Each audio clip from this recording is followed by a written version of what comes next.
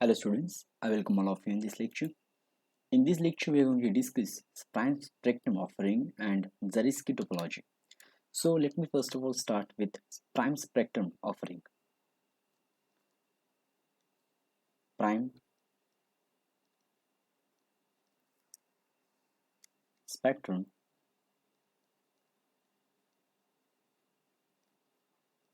offering. So let R be a ring.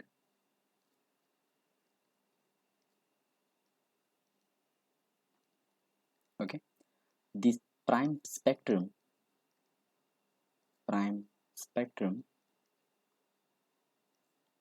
of R is defined as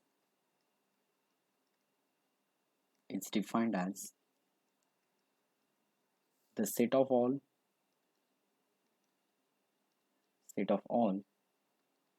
prime ideals of R. Prime ideals of R. Okay, it is denoted by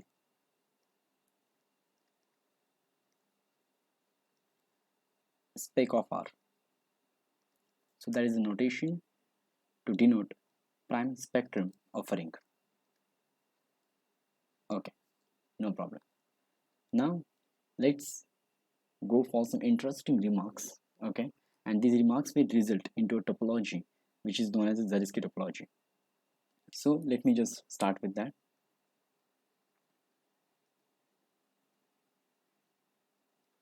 Fine. For a subset E, capital E of R, define V of E. V of E equal to set of all prime ideals of R containing E. Set of all prime ideals of R which contain E. Okay, containing E, which contain E. So I can write this as a set that is equal to prime ideal belong to spectrum, because spectrum is a set of all prime ideals, right? So out of those all prime ideals belong to spectrum which contains E, such that E is subset of P. Okay, this is called as V of E. Okay, now this V of E has some properties and which are very interesting and very important properties. We will see one by one each and every property. So let me just go to the first property. If I is the ideal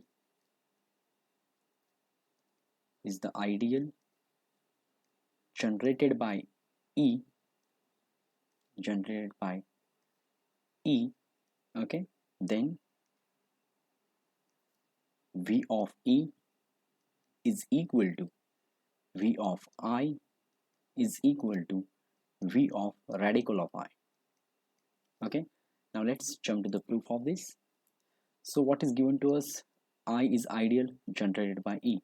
So let I be the ideal generated by E.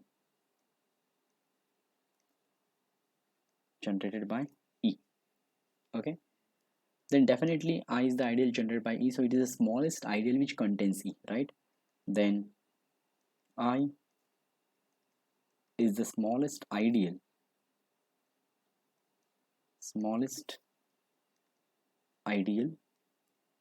containing E.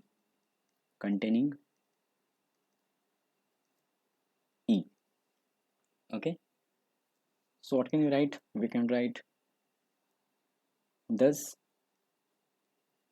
E is subset of J, right? For any ideal J,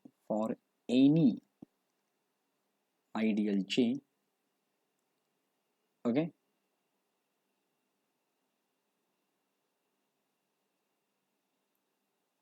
right? Because I is the smallest ideal generated by E. So what I'm saying, thus if E is subset of J for any ideal J, then ideal generated by E, because E is contained in J, right? So ideal generated by E, which is actually I, right, is also contained in J. So I, that is contained in J. So this, if E is contained in J, then definitely ideal generated by E, that means I is contained in J. Okay, so this is very interesting. Now let's go to the actual proof. So for that, what I'm going to do, first of all, I will establish this particular part, that V of E is equal to V of I. Okay, let me do that. So for that, let P belongs to V of E. What this means, P belongs to V of E, that means P is a prime ideal which contains E. By definition of V of E, P is the prime ideal, P is the prime ideal such that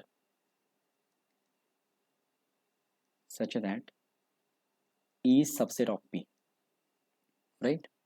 Okay, but we have just said that if E is contained in J for any ideal J, then ideal generated by E is also contained in J. Okay, that is I is contained in that particular ideal. So if P is I prime ideal, right, and E is contained in P, so by using this argument, we can say that ideal generated by E is contained in P, right? So definitely we can say that P is the prime ideal. P is the prime ideal such that ideal generated by E is subset of P. That is, I is subset of P. So I is contained in P, right? So P is a prime ideal which contains I. So that means P belongs to V of I. Right? By definition, P is a prime ideal which contains I. So P belongs to V of I. So I took P from V of E. I showed that P belongs to V of I. So thus what does mean? What can I write? So thus V of E is a subset of V of I. Okay, no problem. Now let's go on the other side. Let's take one element from V of I. Conversely, let P belongs to V of I. So by definition, this implies P is a prime ideal which contains I. P is a prime ideal such that I is subset of P, right? I is subset of P. But what we know, what is I? I is ideal generated by E. So definitely E is contained in I, right? Okay, so what can I write? So this implies P is a prime ideal, right? Such that E is subset of I and I is subset of P. That means E is subset of P. So P is a prime ideal which contains E. Okay, so that means P belongs to V of E, right? So P belongs to V of Y. I showed that P belongs to V of E. So V of I is subset of V of E. That's my second. So from 1 and 2, I can write V of E is equal to V of I. No doubt. Now we will prove the second remaining part of that particular statement, that V of I is equal to V of R of I, right? Let's do that. Okay, so let first of all yeah first of all, I is contained in radical of I. That's very clear. I is subset of radical of I, right? So if P belongs to V of radical of I, that is P is a prime ideal such that P contains V of R of I, that means P contains R of I, right? So R of I is subset of P such that R of I is a subset of P, but I is contained in R of I and R of I is subset of P. So that means P is a prime ideal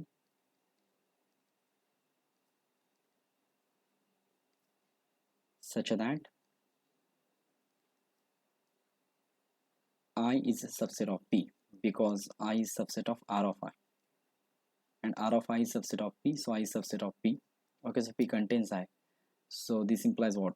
This implies P belongs to V of I, right? That is V of R of I is a subset of V of I, right? Okay, let me call it as 3. Now I want to go on other part. So let me take one element from V of I. So let P belongs to V of I, right? Further, let P belongs to V of I. So definitely P is prime ideal which contains I, right? So P is the prime ideal. P is the prime ideal such that I is subset of P, right? Okay. Now what I want to show? I want to show that my claim is P belongs to V of R of I. That's my claim, right? So let me take one element from P. Okay, and that means I want to show that R of I is a subset of P. That is, I want to show that R of I is a subset of P, because P belongs to V of R of I only when P is a prime ideal which contains R of I, right? So I have to show that R of I is a subset of P. So for that, let me take one element from R of I. So let X belongs to radical of I. So this implies some power of X belongs to I. So this implies X raised to n belongs to I, right? For some n belongs to Z plus, right? So what this implies? This implies X raised to n belongs to I, but I is subset of P, right? It is assumed. Okay, so this implies X raised to n belongs to P, but P is prime ideal. So this can be written as X into dot X belongs to P. Okay, but P is prime ideal. So if product belongs to P, then one of the element must belong to P. But here every element is X, so definitely X belongs to P, right? So what we showed, we took X from R of I, and then we came to conclusion that X belongs to P. So this implies R of I is a subset of P. So P contains R of I. So P is a prime ideal which contains R of I. So P belongs to V of R of I. That's it. So we took P from V of I. We showed that it is in V of R of I. Thus, without any hesitation, we can write V of I is subset of V of R of I. If I call it as 4, then after combining 3 and 4, I can easily write that V of I is equal to V of R of I. So from 3 and 4, V of I is equal to V of R of I. That's it. So we have established the first part, that V of I is equal to V of R of I, and V of E equal to V of I if I is ideal generated by E. No problem. Now let's go for the second part from these important statements. Now I want to show that secondly, I want to show that V of 0 is equal to whole X, and I want to show that V of 1 ideal generated by 1 is equal to empty set. Okay, now this is very simple to prove. Okay, so what is V of 0? V of 0 means set of all prime ideals from spectrum. So P belongs to spectrum of R such that ideal generated by 0 is contained in P. But one can easily find out every prime ideal contains 0, right? So this is true for every prime ideal, right? This is true for every prime ideal. So that's why this particular set will be equal to spectrum of R. Why I'm able to write it? Because every prime ideal contains 0. Every prime ideal contains 0. So it is spectrum of R, so that is equal to X, right? And on the other side, what is V of 1 ideal generated by 1? So that is equal to prime ideals from spectrum which contains 1. So ideal generated by 1 should be contained in that prime ideal. Okay, but what is ideal generated by 1? That is equal to whole ring. So P belong to prime ideals belong to spectrum such that whole ring is subset of P. But this cannot happen for any prime ideal. None of the prime ideal can contain whole ring, right? So there is no element present which satisfies this condition. So this is empty set, because I can write here none of the prime ideal contains whole ring. None of the prime ideal, none of the prime ideal, none of the prime ideal can contain whole ring. Okay, so that's why this is empty set. So this one was very easy, right? Now let's move to the third part. So if E of I is a family where I belongs to index set, is a family, is any family, is any family of subsets of A, okay, then V of union of E of I, where I belongs to index set, is equal to intersection of V of EI, where I belongs to index set. Okay, so let me go for the proof of this. Fine. Now proof is again simple. P belongs to intersection of V of EI for I belongs to index set when this is true if and only if P कधी असेल intersection मध्ये, when P will be in the intersection, if and only if EI is contained in P for every I, for all I belongs to index set. So if and only if EI is subset of P for all I belongs to index set. So what is that? That is if and only if every EI is contained in P, then this is possible if and only if union of EI where I belongs to index set is subset of P. Okay, and when this is possible, this is if and only if P belongs to V of union of EI where I belongs to index set. That's it. So P belongs to this if and only P belongs to this.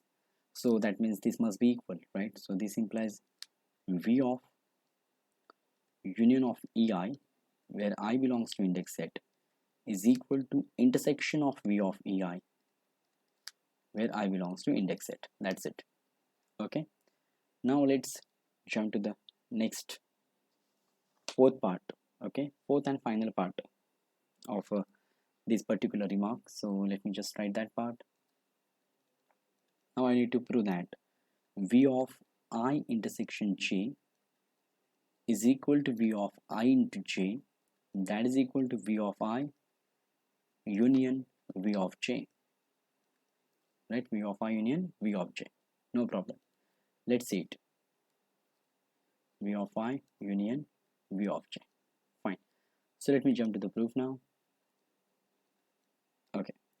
So let P belongs to V of I union V of J, right? So what this implies, this implies P belongs to V of I or P belongs to V of J, right? So if P belongs to V of I, that means I is subset of P, or if P belongs to V of J, then J is subset of P. Okay, but I intersection J is subset of I and I intersection J is subset of J also, right? So I intersection J is subset of I is contained in P, okay, or I intersection J is subset of J and J is also contained in P. So in either case, I intersection J is contained in P. So in either case, I intersection J is subset of P. And if I intersection J is subset of P, that means P belongs to V of I intersection J. So what I showed that so V of I union V of J is subset of V of I intersection J. Okay, let me now go for the other side. Let on the other side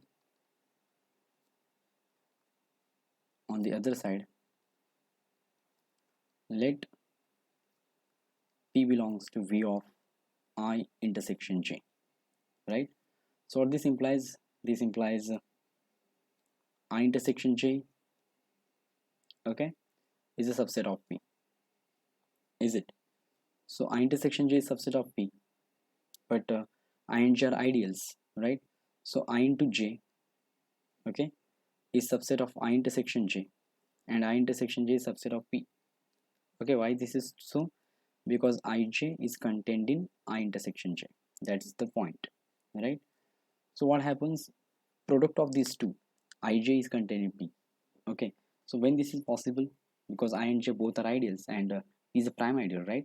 So product of two ideals is contained in P. So as per the definition of prime ideal, one of them is contained in P, because we know this definition, right? This is not so difficult to understand. If A into B belongs to P, then by definition of prime ideal, A belongs to P or B belongs to P. Same happens with the ideals. So if I into J is subset of P, this implies I is subset of P or J is subset of P. Let me write the reason: because P is prime, right? So if I is subset of P, then P belongs to V of I, or if J is subset of P, P belongs to V of J. So what happens here? P belongs to V of I union V of J. So P belongs to V of I union V of J. Okay, so we proved that V of I intersection J is subset of V of I union V of J. Okay, so now if you've combined these two statements, V of I union V of J is contained in V of I intersection J, and V of I intersection J is contained in V of I union V of J. So what will we have? We'll have thus V of I intersection J is equal to V of I union V of J. Okay, no problem. Now let's prove the remaining part of that. So for that, let me take from P from V of I intersection J. Further, let P belongs to V of I intersection J. So what this implies? This implies I intersection J is contained in P. P is a prime ideal which contains I intersection J. But I told you in the earlier discussion that Ij is subset of I intersection J, and I intersection J is subset of P. So this implies Ij is subset of P, and P is a prime ideal. So P belongs to V of Ij, right? So what we proved? Thus V of I intersection J is subset of V of Ij. Let's go for the other side uh, and consider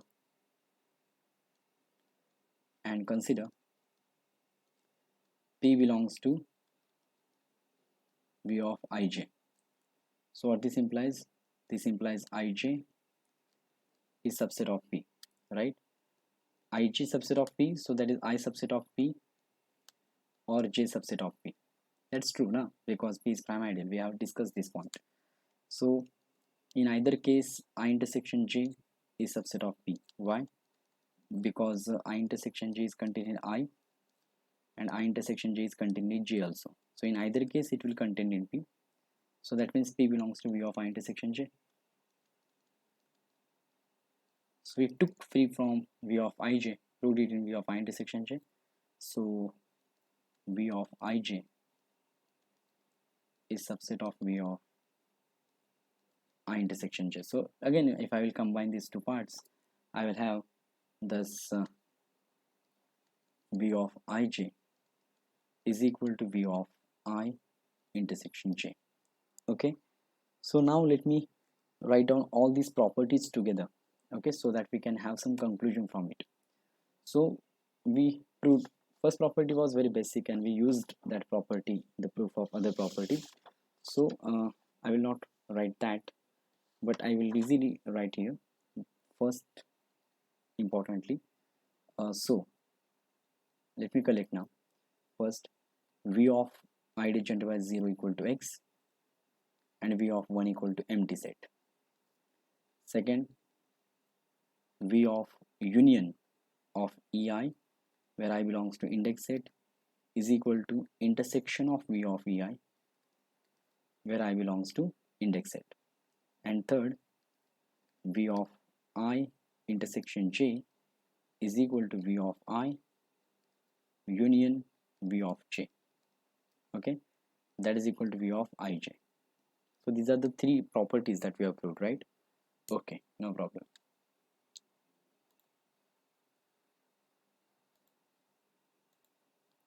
Okay.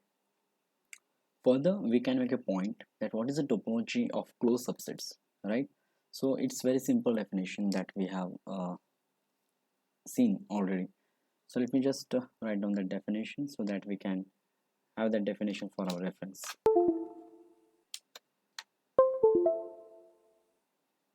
So topology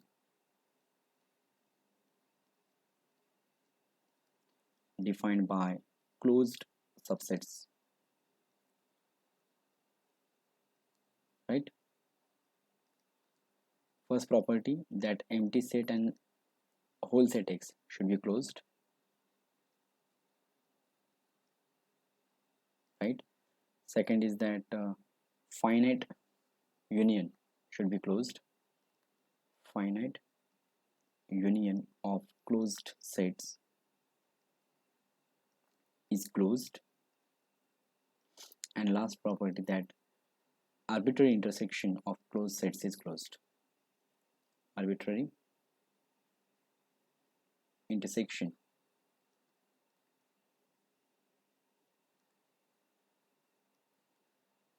arbitrary intersection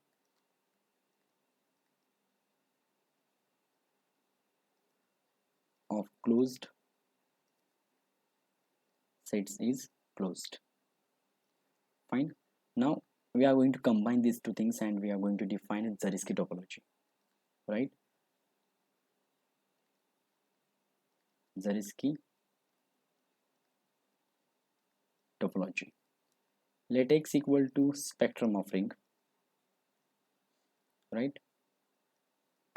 And tau be the collection of all closed sets of the form V of E. Okay, then this collection is a topological space.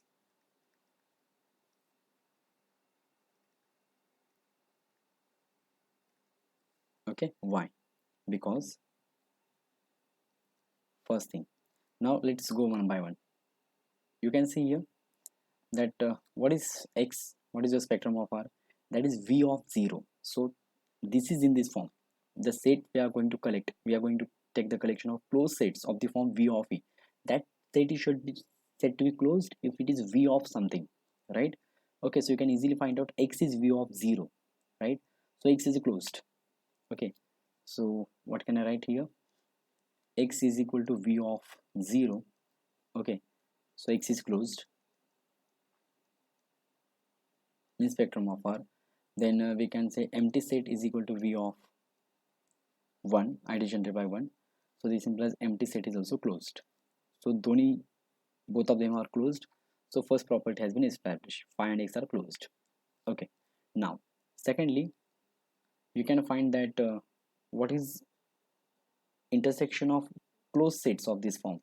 If I am taking any family of closed sets, V of EI, then what is the intersection of all this? So intersection of all this is V of union of EI, where I belongs to index set. So what this means? This means arbitrary intersection of closed sets is equal to closed set, because it is V of this, right? So this is a closed set. So this implies intersection of Vi, arbitrary intersection where I belongs to index set, is closed, because it is also form of the form V of something, so it is also closed set.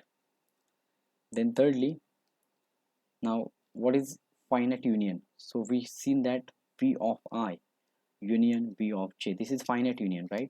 And we proved that this is closed set, this is closed set. Finite union of closed sets is equal to V of I intersection J. So that is V of something, so it is closed. So V of I union V of J is equal to V of I intersection J, so it is closed. right? Because it is in the form V of something. So this implies finite union, finite union of closed sets is closed, right? So at the end of this, what can we conclude? So if X is a spectrum of R and if tau is the collection of all closed sets of the form V of E, then this collection is a topological space because all these conditions have been satisfied. And this topology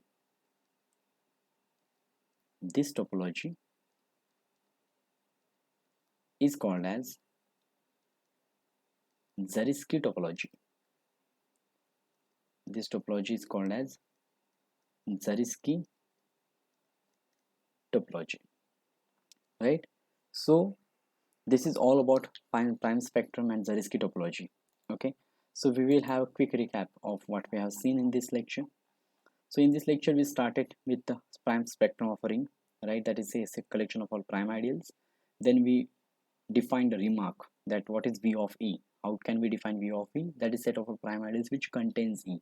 Then we showed some properties that V of E satisfies, that if I is ideal generated by E, then V of E is equal to V of I and V of I is equal to V of radical of I. Then using that we proved some interesting facts that V of 0 is equal to X, V of 1 is phi. Then if EI is any family of subsets, then V of union is equal to intersection of closed sets of V of EI of that form. And finally we proved that V of I union V of J is equal to V of I intersection J, right? So that means when if we see it carefully, then topology, if we take X equal to spectrum of R and tau is collection of all closed sets of the form V of E, then all these closed sets satisfy all the axioms I as dictated you earlier, right? So this combining all these facts, we can come to the conclusion that yes, this is the Zariski topology. So in this lecture, we focused on prime spectrum of ring and ended with the definition of Zariski topology. Okay, so with this, I stop here. Thank you.